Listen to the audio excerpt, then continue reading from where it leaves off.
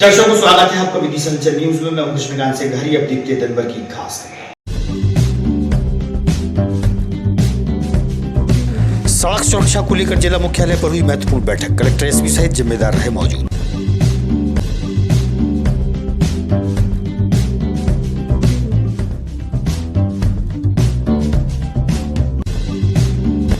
शासकीय राशन दुकान से बीपीएल उपभोक्ताओं को मिल रहा है 3 माह का एक मुश्त राशन।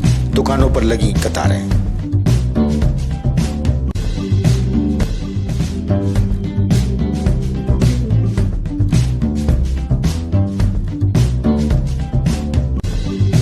और अघोषित विद्युत कटौती के विरोध में शहर के युवाओं ने जिला प्रशासन को सौंपा ज्ञापन। शहर की आवाम गर्मी में है परेशान।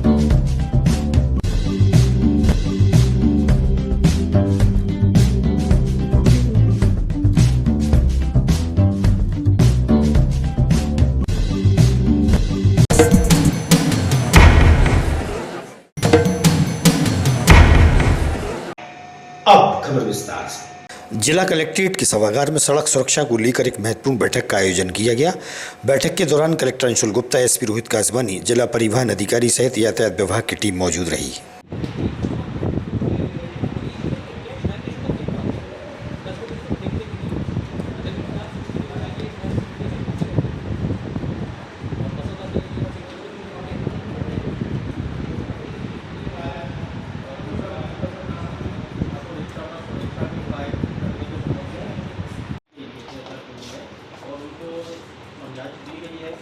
सभी अपने ऑटो रिक्शा में कोई भी ओवरलोड बच्चों का वहन नहीं करेगा। और साथ में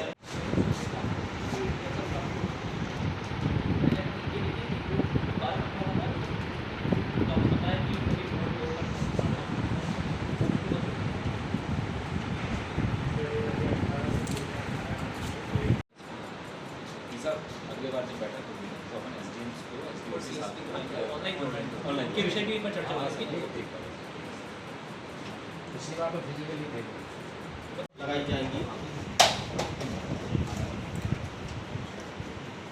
इसमें एक बार ये कर लो आर्टिका, एक बार आप स्कूल वार भी अंतर ले लो कितना ऑटो चल रहा है।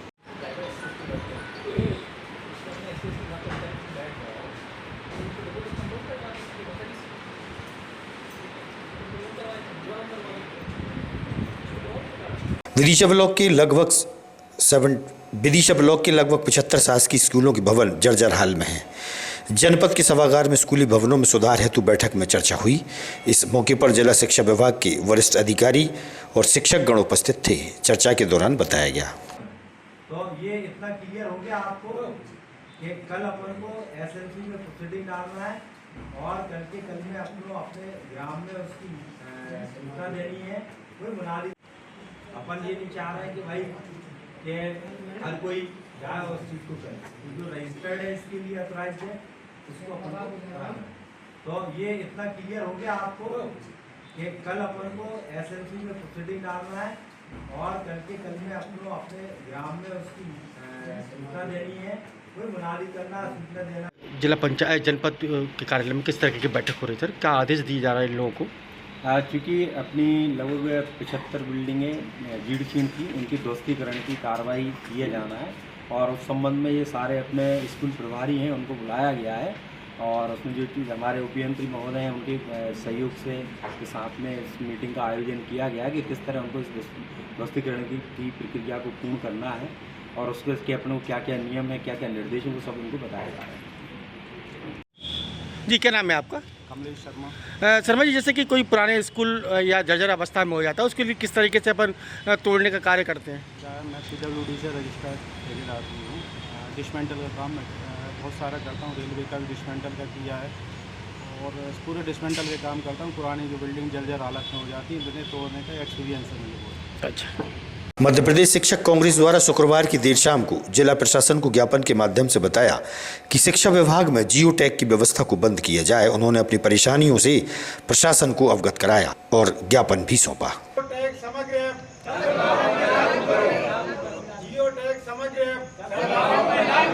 शिक्षा विभाग पर तानाशाही नहीं चलेगी। शिक्षा विभाग पर तानाशाही नहीं चलेगी। भारत माता की जय। शिक्षक कर्मचारी एकता।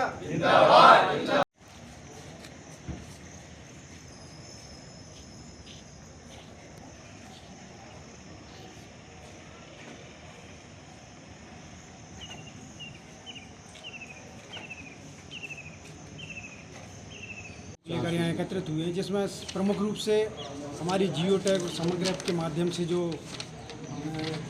उपस्थिति मांगी जा रही है वो चूँकि अनुचित है, गलत है। यदि ऐसा ही है तो सभी विभागों में ये योजना लागू की जाए। मात्र शिक्षक को ही इस प्रकार का मतलब क्यों समझा जाता है, जबकि शिक्षक के पास बहुत ऐसे प्रकार के काम हैं कि उनकी गिनती नहीं है। अनेक काम शिक्षक करता है, इसके बाद भी शिक्षक के ऊपर शंका लगाई जाती है। शिक्षक तो जब स्कूल जाता है तो घंटी बजाता है और जब वापस आता है तो फिर भी घंटी बजाकर घर आता है। तो शिक्षक कोई एक बात श्रेणी में नहीं है, लापरवाही की श्रेणी में नहीं है। शिक्षक हमारा पूरा कर्तव्यनिष्ठ और ईमानदारी से काम करता है, इसलिए ये योजना सभी विभागों में लागू की जाए। हम तैयार हैं। बहुत सहर्ष। आपकी ये मांग पूरी नहीं हुई तो फिर नहीं तो फिर शिक्षक हमारा पूरे मध्य प्रदेश में शिक्षक इसका विरोध करेंगे और बड़े स्तर पर हम आंदोलन करेंगे। एक ज्ञापन कलेक्टर महोदय के नाम हम दे रहे हैं। इसमें हमारी जो मुख्य समस्या वो ये है कि विदिशा जिले में शिक्षा विभाग में शिक्षकों को जियो टैग के माध्यम से उपस्थिति लगाने के आदेश जारी किया गया है। महोदय से ये निवेदन है कि यदि ये एक अच्छी योजना है तो सभी विभागों पर लागू क्यों नहीं की जा रही है, ये सब शिक्षा विभाग पर ही क्यों लागू की जा रही है, इसका क्या औचित्य है ये समझ में नहीं आ रही है। विगत वर्ष की भांति शिक्षा विभाग को ये योजना लागू की गई थी, जिसमें प्राथमिक माध्यमिक विद्यालय के ही शिक्षक मात्र थे। इसके अतिरिक्त हाई स्कूल हाई सेकेंडरी में पदस्थ लोक सेवक सभी इससे वंचित थे।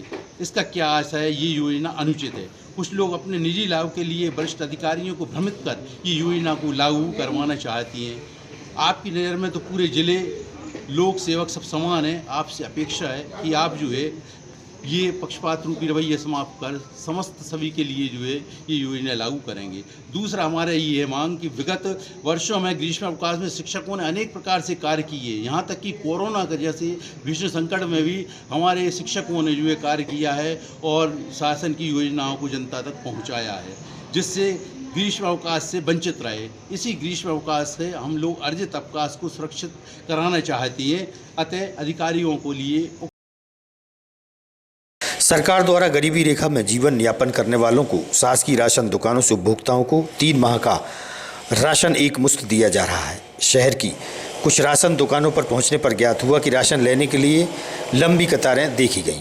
राशन दुकान संचालक व उपभोक्ताओं से इस विषय पर हुई चर्चा।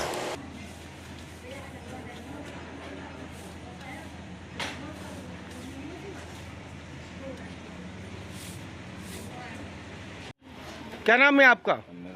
निर्मल जी। कहाँ के रहने वाले हो? मोहनगिरी। अभी क्या लेने आए यहाँ पर? चावल, गेहूँ, नमक। कितने महीने का मिल रहा है? 3 महीने। और यहाँ पर क्या फैसिलिटी वगैरह है? बढ़िया फैसिलिटी है। और जैसे गर्मी में अगर प्यास म्यास लगे उसके लिए पानी रखा है। पानी रखा है। हाँ, क्या नाम है आपका? कहाँ रहती हूँ आप? Master colony Mohangiri. अभी कहाँ पर आई हूँ सामान लेने?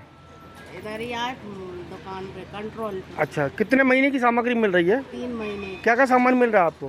चावल और गेहूँ। अच्छा। और नमक। शहर में दिन और रात में विद्युत विभाग द्वारा अघोषित विद्युत कटौती कई दिनों से जारी है, जबकि भीषण गर्मी का प्रकोप बना हुआ है। ऐसे समय में विद्युत कटौती से लोग खासी परेशान हैं। शहर के युवा विवेक ठाकुर सहित अन्य युवाओं ने जिला मुख्यालय पहुंचकर अघोषित विद्युत कटौती के विरोध में प्रशासन को ज्ञापन सौंपा है। वहीं कहा कि विद्युत विभाग द्वारा विद्युत कटौती जारी रहती है तो आगे आंदोलन भी होगा। दूसरा बिजलीदानी ढूंढना पड़ेगा।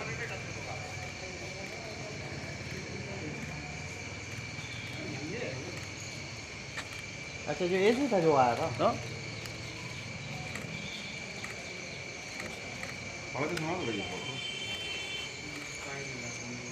विदिशा शहर में हो रही अनियमित विद्युत आपूर्ति पर तत्काल संज्ञान लेकर व्यवस्था सुधारने बाबत हमारी निम्नलिखित मांगे करते हैं। हम विद्युत कटौती को स्पष्ट समय सारणी बनाई जाए और उसे सार्वजनिक किया जाए। प्रत्येक क्षेत्र में विद्युत आपूर्ति सुचारू रखने हेतु समुचित तकनीकी कार्रवाई की जाए।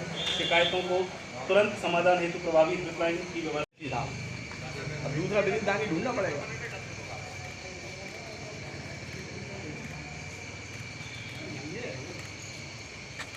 अच्छा, जो एसी था जो आया था। हाँ?